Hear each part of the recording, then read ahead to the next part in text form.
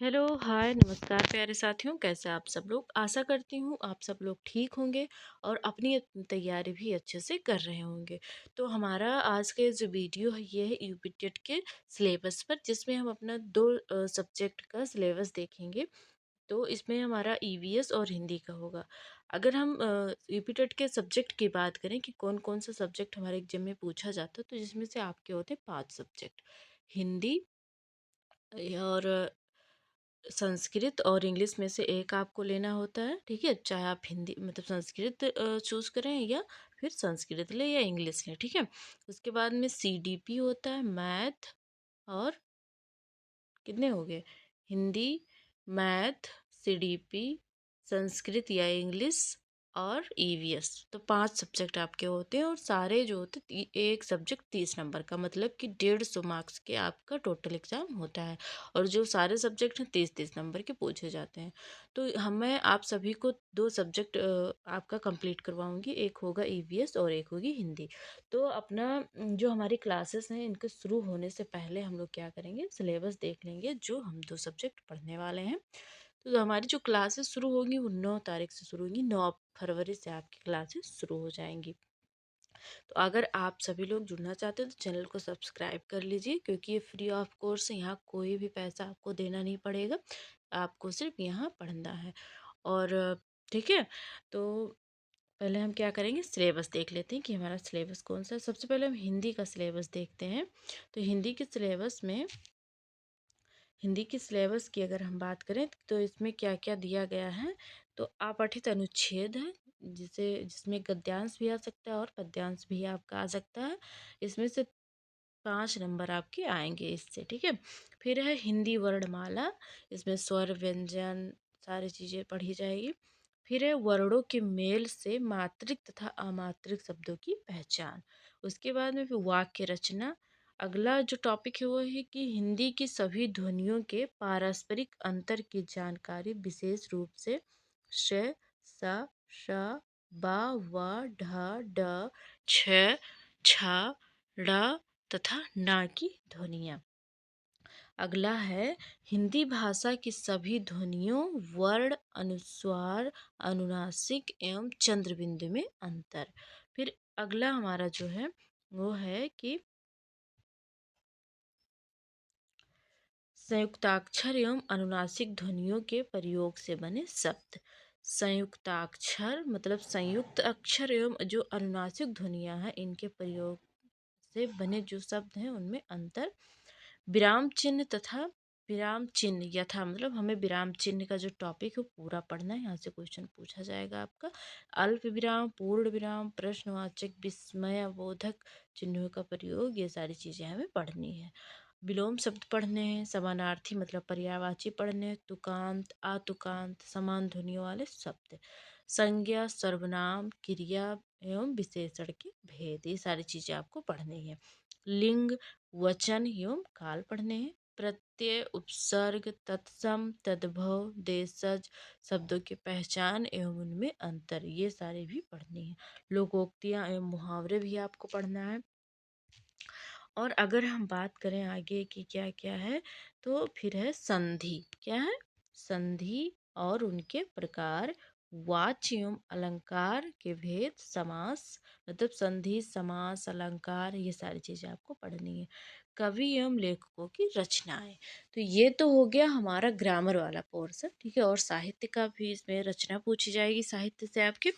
अब हम जो इसमें आएगा आपका पेडागोजी, 3 से 4 नंबर आपकी पूछी जाएगी, उसको देख लेते हैं कि उसका क्या सिलेबस दिया गया है। तो भाषा विकास का अध्यापन, इसमें पहला जो टॉपिक है वो है अधिगम अर्जन।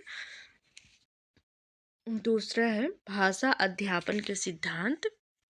तीसरा है सुनने और बोलने की भूमिका, भाषा का कार्य तथा बच्चे इसे एक उपकरण के रूप में कैसे प्रयोग करते हैं, ये सारी चीज़ें आपको पढ़नी है, ठीक है। मौखिक और लिखित रूप में विचारों के संप्रेषण के लिए भाषा, किसी भाषा के अधिगम व्याकरण में भूमिका पर निर्णायक संदर्भ। एक भिन्न कक्षा में भाषा को पढ़ाने में चुनौतियाँ। मतलब कि एक ऐसी कक्षा है जिसमें अलग अलग जगह से बच्चे हैं, मतलब अलग अलग भाषा वो बोलते हैं। तो जब आप उसको उनको भाषा पढ़ाएंगे तो क्या चुनौतियाँ आपके सामने आएंगी उसको आप बताना है, ठीक है। भाषा की कठिनाइयाँ, त्रुटि और विकार। अगला है कि भाषा कौशल। भाषा कौशल फिर है कि भाषा की बौद्धिकम्यता और प्रवीणता का मूल्यांकन। सुनना, पढ़ना, ये सीक्वेंस में लगाना आता है आप सभी के एग्जाम में कि पहले आप क्या करेंगे, पहले हम क्या करेंगे। इसमें सीक्वेंस में नहीं दिए गए, पहले हम सुनेंगे उसके बाद में बोलेंगे, फिर पढ़ेंगे, फिर लिखेंगे, ठीक है। फिर है अगला टॉपिक है हमारा अध्यापन। अधिगम सामग्री, पाठ्यवस्तु, मल्टीमीडिया का विषय वस्तु, कक्षा का बहुभाषी संसाधन। और जो लास्ट टॉपिक है वो उपचारात्मक अध्यापन। तो ये हमारा है हिंदी का सिलेबस, ठीक है। क्या है ये सारा हमारा हिंदी का सिलेबस है। अगर हम बात कर लेते हैं ईवीएस की, तो ईवीएस का सिलेबस भी हम लोग देख लेते हैं। सारी चीज़ें आपको पढ़नी है, ठीक है। स्क्रीनशॉट आप ले सकते हैं।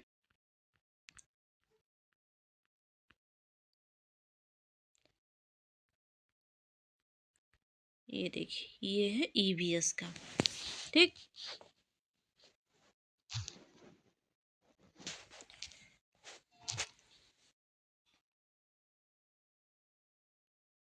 तो ये ईवीएस का है, ठीक है। अब ईवीएस में हमें क्या क्या पढ़ना है ये देख लेते हैं। तो ईवीएस का जो हमारा टॉपिक सिलेबस है उसमें से पहले हमें परिवार, उसके बाद में भोजन, स्वास्थ्य एवं स्वच्छता, आवास, पेड़ पौधे एवं जंतु, हमारा परिवेश, मेला, मतलब कि जितने भी उत्तर प्रदेश में मेले लगते हैं आप सभी उनको, मेला, त्योहार, ये सारी चीज़ें आपको याद करनी है। स्थानीय पेशे से जुड़े व्यक्ति एवं व्यवसाय, जल, यातायात एवं संचार, खेल एवं खेल भावना, नदियाँ, पर्वत, पठार, वन, यातायात, महाद्वीप, महासागर, ये सारी चीज़ें आपको पढ़ने हैं। हमारा प्रदेश, मतलब कि उत्तर प्रदेश की जो नदियाँ हैं, पर्वत, पठार, वन, यातायात है, इन सभी को यूपी से पढ़ने हैं। संविधान, संविधान में हमें पढ़ना है संविधान। उसके बाद में है शासन व्यवस्था। इसमें स्थानीय स्वशासन, ग्राम पंचायत, नगर पंचायत, जिला पंचायत, नगर निगम, जिला प्रशासन, प्रदेश की शासन व्यवस्था, व्यवस्थापिका, न्यायपालिका, राष्ट्रीय पर्व, राष्ट्रीय प्रतीक, मतदान, राष्ट्रीय एकता, ये सारी चीज़ें हमें पढ़नी है ईवीएस में। और अभी बाकी है भाई, आगे देखते हैं।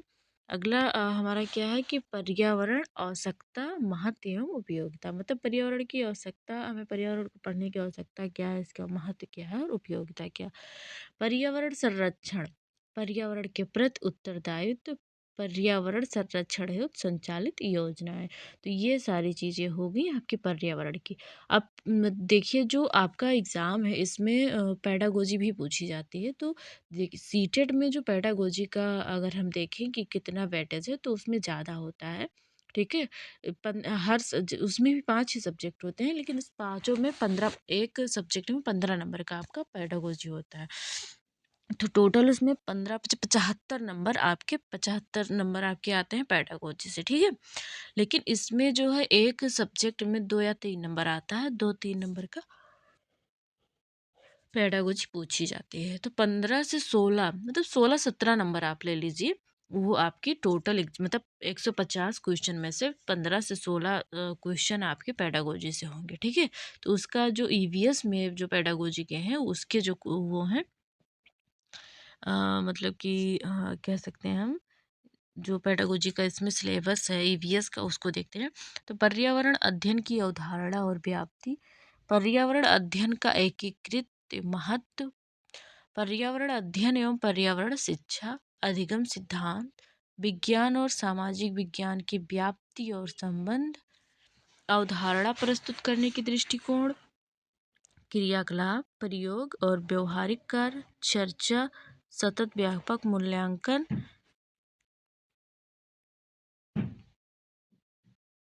ये देख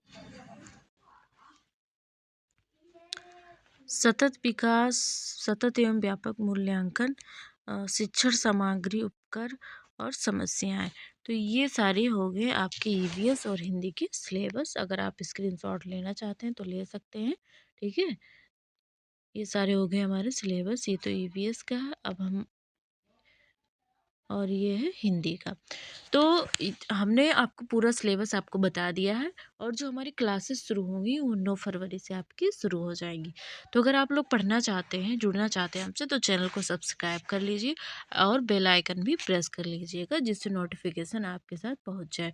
और अगर आपको सीटेट का एग्ज़ाम देना है, अभी जो होने वाला है 7 तारीख से, आपका 7 फरवरी से शुरू है, तो प्रैक्टिस सेट इस टाइम चल रहा है। हमारी क्लासेस लाइव तो नहीं होती हैं, रिकॉर्डेड रहती हैं। तो अगर आप प्रैक्टिस सेट लगाना चाहते हैं तो भी आप क्या करें, चैनल को सब्सक्राइब करके बेल आइकन प्रेस कर लें, जिससे जब वीडियो अपलोड हो तो आपके पास तुरंत पहुंच जाए। ठीक है, चलिए मिलते हैं अगली वीडियो में और एक नए टॉपिक के साथ मतलब कि प्रैक्टिस सेट के साथ सीटेट के। ठीक है, तो आज के लिए इतना ही और आप सभी का बहुत बहुत धन्यवाद।